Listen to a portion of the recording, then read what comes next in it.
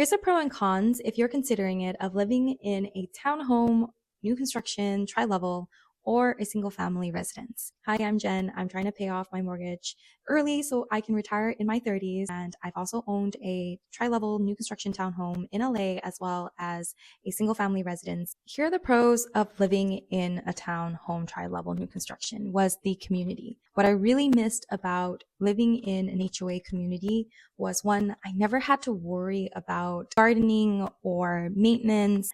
The downside to that is I had a lot of restrictions, meaning I couldn't have my Christmas decorations up past a certain date, or I couldn't park on the black pavement, but I could only park on the gray pavement of my driveway. It's very interesting. The other thing that I miss about living in a townhome is the community. There was a lot of young people similar to me, and so I was able to make a lot of friends more easily. And we had group chats that told us about whatever was happening in the community and anything to be aware of, or neighbors willing to pick up your package if you're out of town or pulling in your trash can. However, I can see a con to that being if you're more reserved and you want to keep to yourself, it's a little bit harder because your neighbors are all up in your business. And if you don't like that, then that could be a problem. Living in a townhome is significantly cheaper than getting a single family residence in a high cost of living area. I also found, and when I ran the numbers, that living in a new construction home, especially when you start factoring in the HOA costs on top of the utilities, there could be a lot of hidden costs that actually cost just as much as living in a single family residence.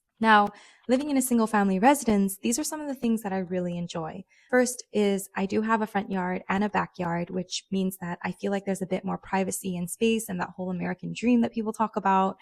Not me romanticizing mowing my lawn and picking up weeds on the weekend. It's exhausting work. Because I don't have an HOA, the maintenance of the entire house is all on me, from the exterior, the grass, the gardening, everything is on me. Unless I hire a gardener, I have to schedule the periodic roof inspection, the home inspection, and there's just much more responsibility. I do get a little bit more privacy, meaning I don't have any shared walls. I don't have neighbors where I have common property or shared spaces or communal spaces, which is very nice. But on the flip side of that is that there is less vested interest in what's happening on my neighbor's lawn versus mine, meaning my neighbors aren't going to offer to pick up my package and bring it in or pull in my trash can because we all kind of have this independent responsibility to take care of what's each our own. The pro I feel like of living in a single family residence is that the utilities seem to be a lot cheaper. I don't know if it's because I'm on one single floor and tri-level homes have bigger water pipes, which cost even more for the city. Ever since moving into my single family home, which was bigger in square footage and lot, I actually pay a lot less in my utilities. I think that a townhome or a single family residence matches perfectly for whatever stage of life that you are in. So let me know your thoughts in the comments, what you think.